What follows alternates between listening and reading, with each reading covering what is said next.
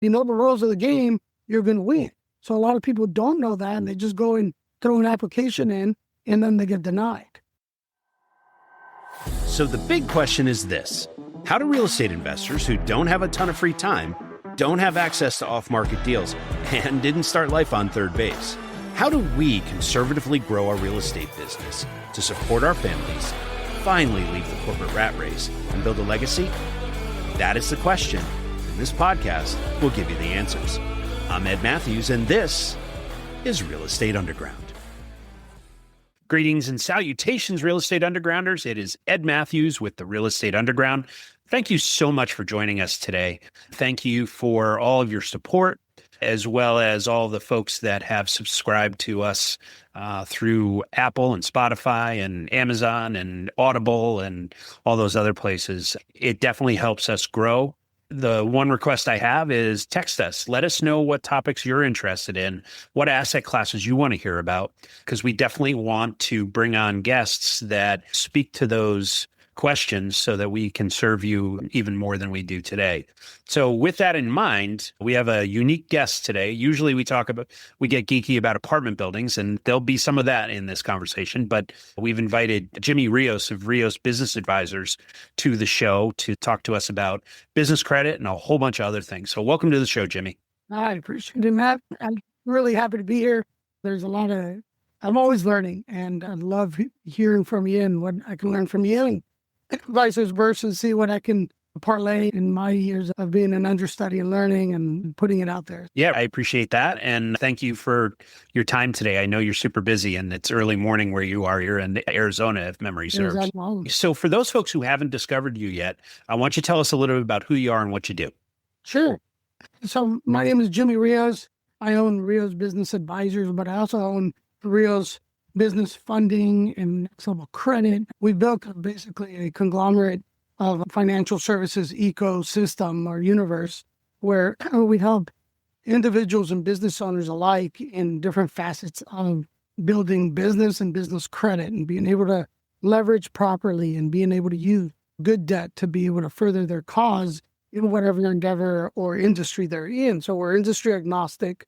We can work with anyone, and really it's taking some principles that many people just didn't think about in putting it together. And we've studied the markets for 25 years, and real estate was our backbone, is what we started with. We're licensed in mortgages, real estate, insurance. So we've taken a passion to real estate because it was where I got everything started from. It was where I found the needs, the holes in systems, and been able to help others plug those holes for myself. And I was able to do the things that I needed to do, not only as an investor, as an owner of properties, and helping others to achieve those goals as well. So we just branched it out and expanded our business to be able to help more people. Definitely real estate is our path. Something a former colleague of mine used to talk about, Jeffrey Moore. He's talked about the bowling pin strategy, which you start with one thing, you get world class at it, and then there are invariably one-offs that serve that same customer base, and you add that capability over time. And when you become an old guy like me, you've been doing it for 25, 30 years, then you've built one heck of a business. So congratulations on that. I know this started in like your parents' kitchen, if memory serves, right? Yeah. And so I want you to tell me about Jimmy Rios 25 years ago and the real estate guy and how you all got started. Think back in the late 90s, right? I graduated high school in 94. And in 97, I started with an outfit called Commercial Credit out of Tempe, Arizona. They got bought out by Solomon Smith Barney and Travelers Group, who became Citigroup, right? In the late 90s, there was the mega mergers. And I was going to ASU as a young student. I didn't know really what I wanted to do. I was always in sales in some form or format. And I saw an ad for a branch manager trainee at Commercial Credit. I got the job, and as I was going to school, I was working there full-time, doing both. I really started falling in love with it because I started helping a lot of people. But it also started opening up my eyes to many things I didn't like in corporate, in the commercial world, where there was a lot of limitations on how you could help people. And that's how it started in my mind, that if I could do something for these people of my own doing, how much better would the world be? It was a microcosm of the mindset of what got me going in developing different things in my mind on how, this case study here, how can I help them? And that actually was a precursor. It came from helping my parents as immigrants and me being a first generation Colombian American and helping them. Their lack of confidence in their language skills forced them to ask me and my brother to help them with everything. So we were constantly calling insurance companies, mortgage companies, tax companies, doing all these things for them. When I went to work at commercial credit, a lot of the people that were coming through were Hispanic Latinos that needed the same help. Yep. So they would get denied for credit. And then they would ask, obviously, why did I get denied? That there was just a generic check mark that you have to give a reason. And you see these letters all the time, right? Why you got denied, but they don't tell you how to fix the problem or what really is the solution. When I started my property management company from my parents' Arizona room and then eventually led to Rios Financial Group, I started seeing that many of these people, it wasn't that they had bad credit. It's just that the credit, the way it was set up, wasn't showing the way it needed to show to get an approval. Well, we had to get them on paper to be able to prove that. So it forced me to start doing taxes and setting things up because many of these were paying their bills, making good money, but it wasn't identifiable on paper. So we had to get them out of the shadows and I had to start constructing these taxes and doing these things. I became an underwriter to be able to learn the back end on how loss mitigation and risk management worked at a higher level. And when you start working in the background, you start seeing how these banks underwrite and approve and do those things. It gives you an upper hand because now you can construct your picture like how underwriters want to see it, right? If you know the rules of the game, you're going to win. So a lot of people don't know that and they just go and throw an application in and then they get denied. What if we construct everything so that it falls in line with what the bank or institution wants to see, right? Then it's a lot easier to get approval or the conditions are easier to meet because you've already met many of those conditions. Sure.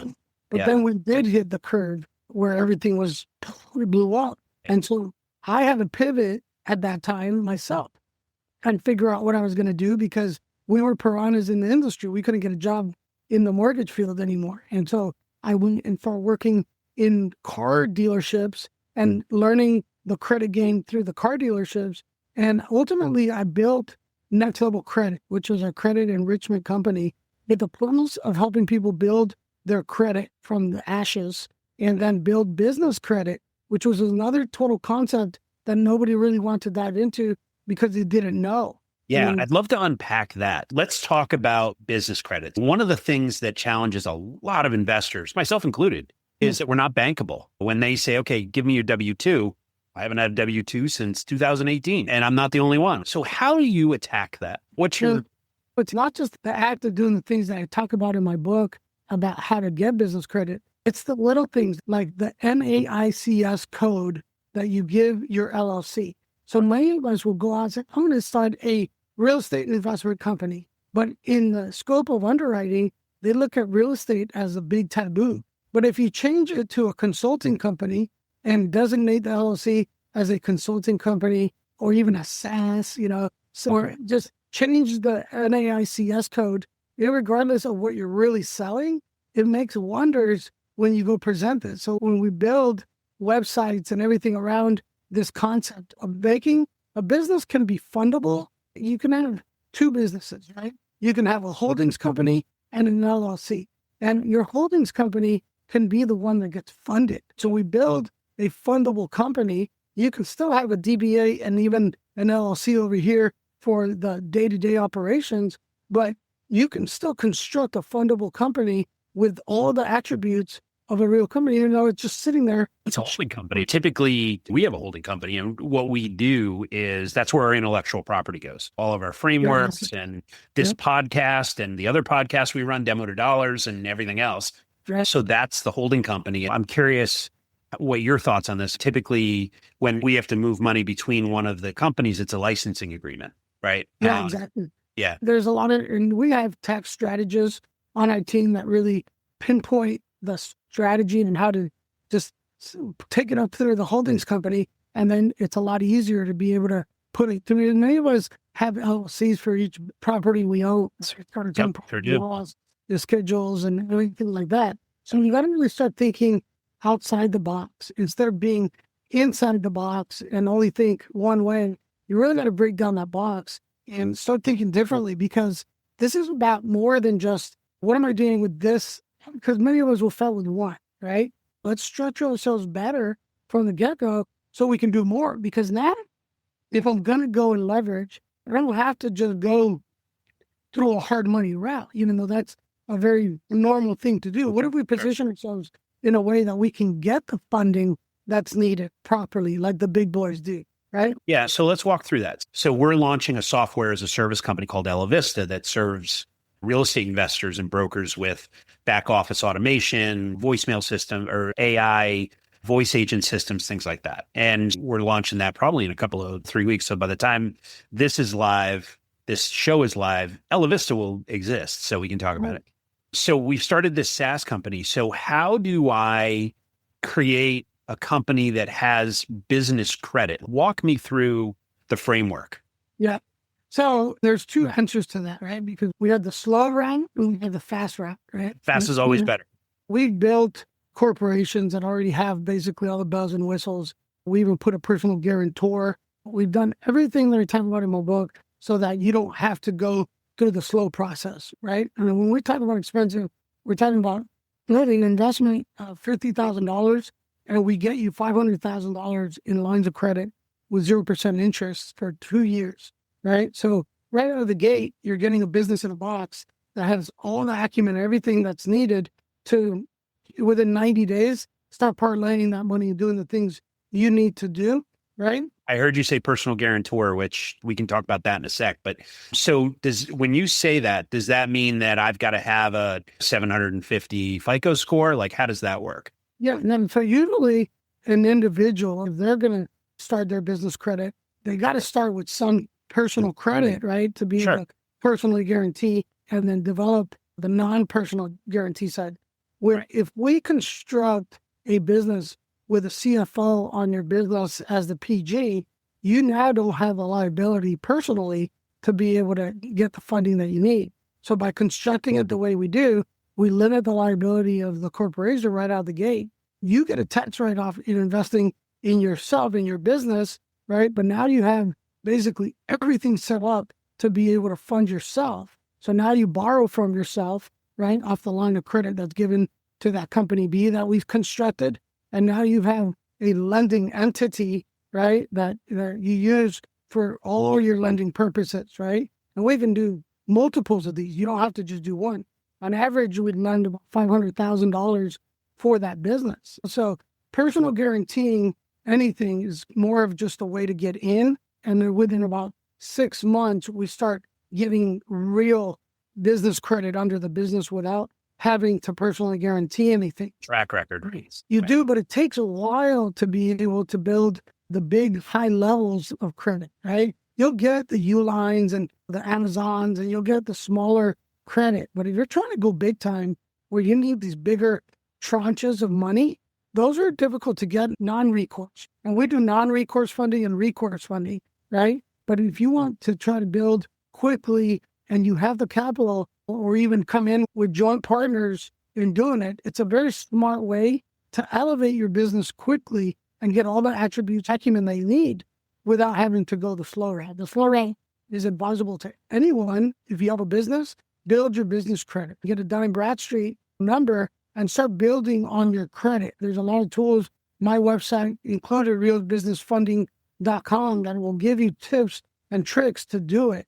But if you really want to put steroids into this thing, do it in a way that's going to get you there legally, very well structured, and with guidance and mentors like myself who've done it and are doing it at a higher level. And now you're working together smarter because, listen, I was an underwriter for many years, right? I know the game, the rules of the game. If you know the rules of the game, you're going to win, right? So why work harder in trying to get approvals and whatnot if you don't know that side? Let somebody else take the brunt of what needs to be done and get you the results.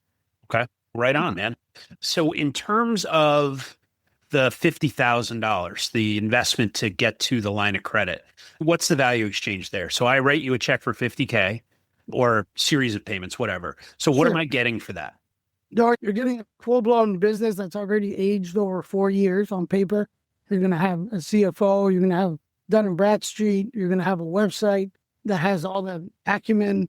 You're going to get a private address not tied to your home, a phone number listed with 411, and there's going to be trade lines that are going to be seasoned and added to the business credit so that it shows lines that even though they're just trade lines, on paper they suffice the risk mitigation strategies that the banks use to be able to approve. So when you go to an American Express Black to get X amount of money, they're going to approve it based on the picture that's presented. No different than if you had excellent credit and you go and try to get this on your own, you might get some variant of it. But because we've worked with these industries, these institutions for so long, they know the quality of clients that we bring through the gate. So they're more apt to give us an approval because of the quality of our clients that we've developed. 80% of everything that you see out there is based on presentation. Stay with us. We'll be right back. A motivated seller just filled out your web form. If you call back within 5 minutes, you're nearly 4 times more likely to get that seller appointment. But delay your follow-up by even just 10 minutes? Forget it. You're toast. Elevista Connect calls that lead back in 60 seconds, qualifies them, and schedules your meeting. Find out how much slow follow-up is costing you. Free calculator at elevista.com/underground. Okay. So you mentioned a couple things that I'd like to understand. So Elevista is a company that was founded in 2025. So how does that work? Do you have a catalog of LLCs in your back pocket? Yeah. Okay. So walk me through that. And the big question I have is, how is that legal? No, this has been done for years. You can have these. We're not talking through the bars here. So obviously it's legal. Yeah, no, because I'm a business broker as well, right? So I buy and sell businesses all the time. And it's really like when you sell a home and you transfer the title of that home. Now you have that home was seasoned for X number of years under your domain, under your possession, and all of a sudden you transfer it over. There's still a historical factor there, but you're the new owner. We do the same with businesses. Businesses have built through their EIN X amount of credit. And if I go and sell that business, we still are able to transfer those assets to the new owner, right? So on paper, we'll do all the legal movements to bring that business under the new ownership. And then we still have the fundable characteristics of the business. And that's what the banks are looking at, is they don't really care. You can have a business out of Wyoming and you don't even know who the owners are. Right. So it's all about following that pathway and making a business transferable and fundable for the client. And that's what we do. We're going to walk through the whole phase. There's companies out there that will sell you a business, but it's like when you have a trust, if you don't find the trust, it doesn't do you any good. It's just sitting there like a shell. It doesn't do anything until you fund it. So we need to fund that business and get actual trade lines and monies attached to that business so it makes it worthwhile. You're not just putting $50,000 to work for nothing. It has to be very put to work. And yeah, of course. Like I said, it's a value exchange. Yeah. I think that's where the missing link is out there. And people say, that's a lot of money. I can go online and I can find a show court for $1,500 or whatever. You might, but I have probably 10 businesses on paper and I could sell it if I wanted to, but that's not a fundable business. They haven't done all the work. You still have to work to get that company funded and doing the things it needs to do in your thing. That can take time. So if you have a company like mine who does the work on the back end and has these seasoned for you, then we already always have a seasoned amount of companies ready to go at any given moment. In fact, when we go and advertise for our personal guarantors, they get paid really well inside of our program. So they're vested in wanting to become part of this because they have passive income coming from using their credit. And it works really well because there's parameters put in place. So they can't do anything with that credit belongs to the company, but it's very systematically used in the way we do it so that you can keep growing your business. Okay. That was actually my next line of questions is you also mentioned a CFO. How do you compensate the personal guarantor, I assume the PG and the CFO are the same person. Yeah. Okay. So how do you compensate that person? Say, for instance, I hire you to help me build credit for Elevista. We'll use that example again. And we don't actually have a CFO. You're looking at him. But right now, the Vista would acquire one of your companies for a minimal amount of money. And with that would come an outside consultant who is the CFO, or do they own equity in that company, or is there a contract, or like how does that? There's a contract. There's a contract. There's a contract. Let me explain something. Everything that we do is very much done in a way that eventually everything's going to get transferred over to you. Once we get the funding mechanisms and everything in place, that CFO, it's a very short-lived contract. Yeah, right? it's probably the 6 months, right? As soon as you get the recourse. Exactly. Right. Because it's meant to solve a problem. So we need to get funding to be able to pay these clients. So it comes from the funding that we generate to pay these PGs as part of the total cost of the program. At the same time, one integral piece of our puzzle that we haven't talked about is our eye-level to high-level program. What that means is we actually set up a third arm of income that comes through our investment firm to be able to offset the debt that has been created in setting this up for you, because you've already paid $50,000 for a business that hasn't produced $1 yet. You're acquiring debt in the form of having to pay how do we pay this debt so that we can do the things we want to do with our company? And that's where our high-level program becomes imperative. It becomes another source of income for your company to be able to get rid of the debt, not just the debt that's incurred for this, but any other debt that you have in your liability column. So now you position your company in a very beautiful way, because as a new SaaS in the business, you can just focus on using your lines of credit and doing the things you need to do to elevate your company while using the investment platform to pay off that debt monthly. So you're not worried about generating income from the business so much as paying off the debt over time. But we do it in a way that within 6 months to a year, all your debt is paid off. We want to help you keep growing and not be straddled with the burden of debt that most companies have, because most companies work backwards, right? Myself included. Every one of us have been victims of this. We bootstrap ourselves, right? Personal credit, or homes, or friends, or family credit cards, whatever it takes. We're very good at putting together our visuals and getting things off the ground. But then making everything work in a circular motion where it's it's doing what it's supposed to do. That's not always the easiest part. As we scale, as we delegate, as more needs of the company start coming out, marketing, whatever, where do we pull from?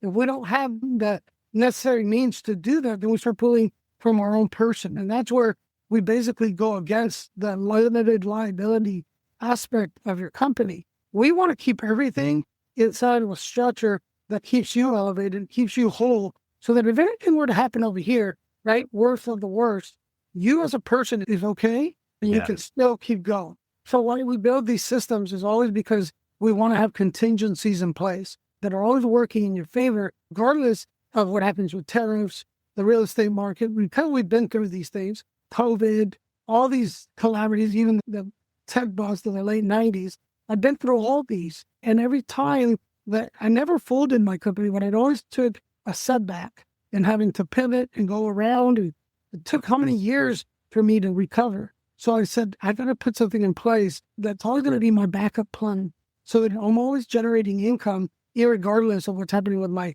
day-to-day operations. Got it. That's where the high-level program was built on, because I knew that companies, I couldn't be the only company suffering from that. I knew that there was high-level companies going through that with just more zeros. I like the brand. Type it in at Google, high-level to high-level. You'll see me splattered all over. We're the only ones in the U.S. with that program. Yeah. Sitting right on my briefing sheet for the company when I did my homework on getting ready for this conversation. Yeah. Okay. Jimmy, this is really interesting. You mentioned a book. So tell me more about that before we get into the lightning round. The book's called Decoding the Mystery of Business Credit. And what I did was I took years of notes in the market in that trajectory. When I lost everything myself, I was probably the biggest case study, because I had over 35 collection accounts, 3 repos, 2 cars that were taken. I had so much writing on real estate at the time, and I was so young that I didn't realize that this could happen. So I learned from that chapter in my life, which wreaked havoc. It wasn't just from the financial standpoint, it caused my divorce, it caused me to go into alcoholism and recover from that. And there's so many negatives that came from it, but there was a lot of positives too, because from the calamities that I went through, I developed a plan to help myself and help others. And credit was a big point. It's hard to recover from anything when everybody's looking at you as basically come to earth because of your credit. You're judged in so many ways, not only from a job perspective now, but like getting a rental, even going to rent a car. And there's so many different things that happen with credit or beside building a business. And so I said, as I was going through my calamities and building myself up, as I started building and rebuilding, I started seeing that people would look at me different. And when I would go into a car dealership with good credit, I could get a car in 30 minutes to an hour, no questions asked. When I didn't have good credit, it would take me 2 hours and they would ask for a ton of money and I was getting the worst rate. Oh, yeah. So you can only imagine what happens when we start working with our home, with our cards, with our businesses. It's a domino effect. So I built a program to help people take a step-by-step approach, not only in helping them with their personal credit, right? So we built a credit enrichment company. I call it enrichment because the connotation is positive, as opposed to repair, which the connotation is that it's broken and it's negative. Right. We want to enrich and get you to a better level. And many times it's because of lack of knowledge, right? We, for example, have a lot of debt, right? We don't know how to fix that.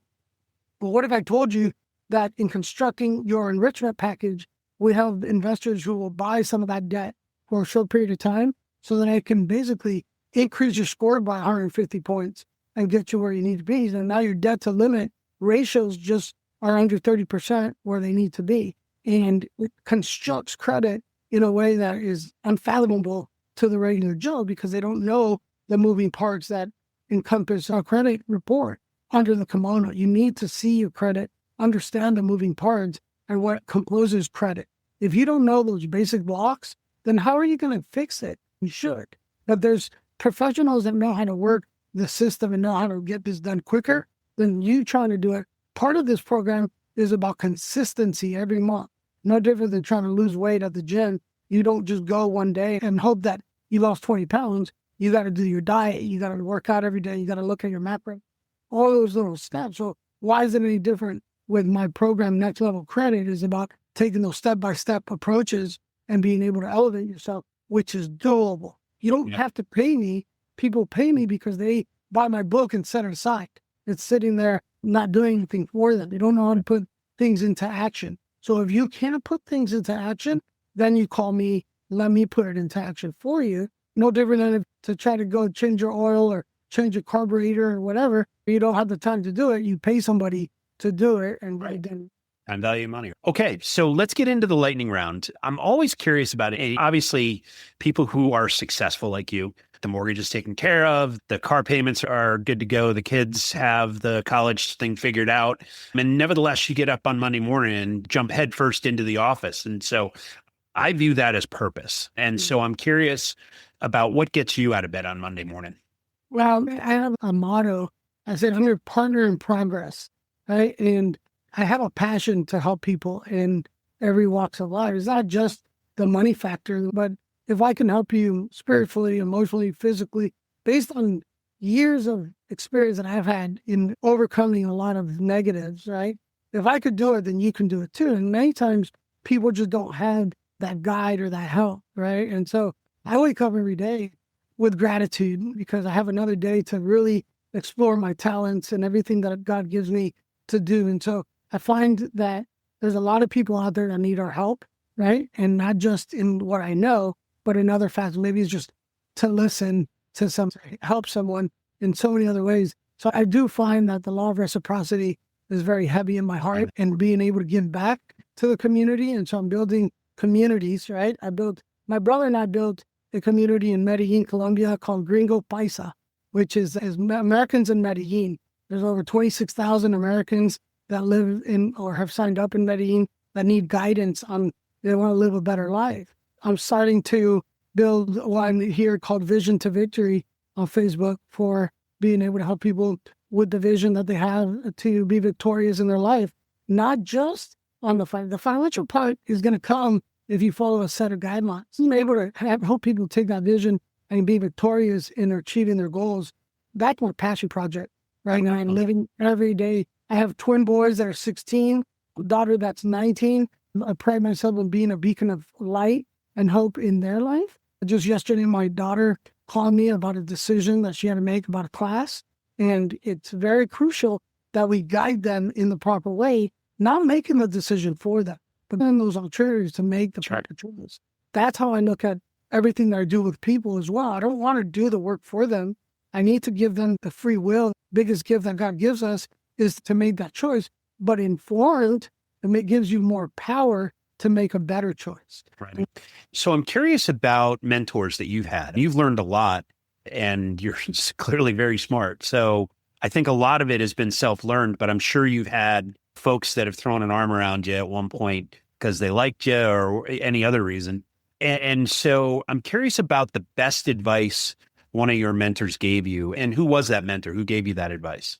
I am a very spiritual person. I don't think I'm very religious per se. I can't quote scripture well, but when I did talk to my bishop, he gave me some really good food for thought about being spiritually aligned and understanding that for us to be able to lead others, we got to do the right things ourselves, talking the talk and walking the walk and being that example. And I really took that to heart because I lived on the other side of the equation with ego and with all those other factors. I couldn't do any of the things I'm doing now if I didn't put my ego in check and learn how to find humility in everything that I do and gratitude. And I think that became my cornerstone and my foundation to be able to help others and to be able to give back, learning how to forgive and hold those resentments at bay, forgive myself and learn how to be a better person, right? Use the power of love to help others. That really has been a catalyst in helping me mold and build, really overcome a lot of objections and problems that occur in business too, and business and in marriage and everything that we do. I take those things at heart because if it wasn't for that advice and being able to really own in on that, I don't know. I think I would have probably recreated what I did back in the day, drinking again or doing other things. And this really helped me grounded to working. Excellent. Congratulations on your journey. Thank you. I don't know a family that isn't touched by addiction in some way, shape, or form. So Horrible. So I'm also curious about, speaking of decisions, the business decision that you made and you're like, oh, that was a mistake. What was that kind of decision that you made business-wise that you'd love to have back? And how did you deal with it? I got into wholesaling years ago and I made many mistakes in that arena, right? Because there's something about wholesaling that was very attractive to me. Sure. But if you don't have a lot of time sometimes to make the proper due diligence, you do need to be very wary when you do these things, right?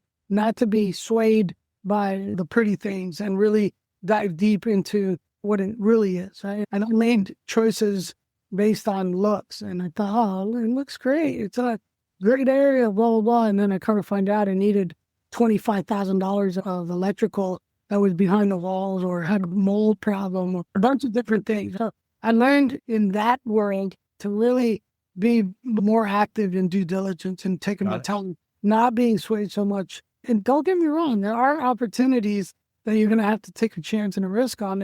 I've learned to make better, more calculated risks in putting my money to work. And so now I think a little bit differently. As a young whippersnapper, I was very quick to act on certain things. You know what I do now? I do listen to my wife a lot more. Smart man. I have an intuitive way of being that really leads in a good way. If you can learn to humble yourself and accept that guidance as well, because I listen to a lot of people in my circles now. I surround myself with smarter and better people that have good intention. In the past, I didn't, right? I surrounded myself with people that I thought had the best intentions of the world, and they didn't. It was all about money. And so I took away that and said, look, let's not focus on the money aspect. The money will come. Let's focus on the principles and these little basic blocks that I talk about. Okay. Yeah. Besides your book, I'm curious how you take in information. Are you a reader? Do you listen? I'm a reader. So what's that book on your nightstand these days? Who's the author? I went back into reading Rich Dad, Poor Dad. I had read Rich Dad Poor Dad years ago in parts, but never really studied it. And for the message that it gives, I thought it was about getting rich. And it's not. It's totally about understanding the mindset of what goes behind that. So for me, it's always good to come back a little more mature in our world, and I take more out of it. So I've been studying that mantra and those ideas a lot more, and it's helping me a lot. Excellent.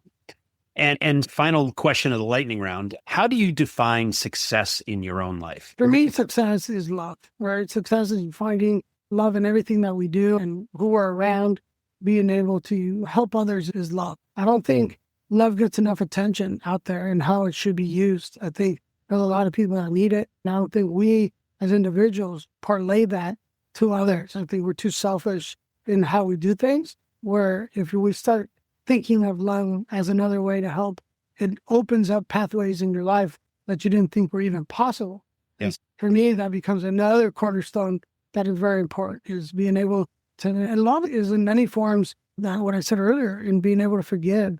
And that's part of the love, being able to, including yourself, act slow to anger, right? And think things through on how you speak and how you act on things, right? A lot of those things are building blocks from love. And so I really emulate that and really try to focus on that. People say, you're always so calm. And I said, look, I think it was Bruce Lee that said, you need to be like water. You got to be fluid.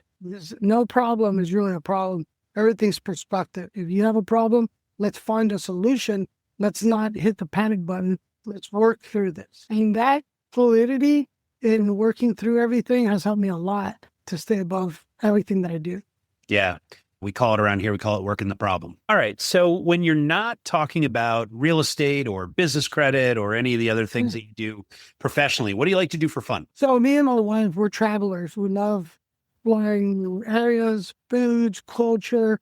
This year alone, we've probably been to 3 or 4 places, and we're always working, but at the same time, we're taking time out to enjoy ourselves because we put different things in place to be able to do that. We do have kids, so we have to balance all that. I get my kids every other week, so we balance. We just came back from a trip to Mexico. We were just there 2.5 days. Then we took my brother, and he hadn't been there in 10 years, and he had the best trip. And so now you're partaking and sharing with others what you enjoy. It's a great feeling. Hey, Jimmy, I've really enjoyed getting to know you and hear your story. And I think I learned quite a bit from you today. So thank you for that as well. If you need anything, let me know. Oh, you and I are going to have a nice conversation offline about somebody that I know who's near and dear to me. How can people get in touch and learn more about you and your business? Yeah. So I always tell everybody, go to our YouTube channel and subscribe at Rios Business Funding. I'm in Instagram and talk under at Rios Business Advisors. And you can reach me, text me through there. I'm constantly checking that and get a lot of people that come out through there. It's usually the best way, easiest way. And then get my book on Decoding the Mystery of Business Credit through the website at riosbusinessfunding.com. We have an ebook in there. You can also get it on Amazon.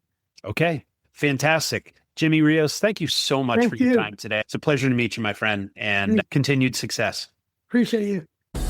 This has been The Real Estate Underground. Don't forget to rate, review, and subscribe. It helps us grow. Until next time, Undergrounders, remember your real estate journey begins with a simple step forward. Now get to it. Bye for now.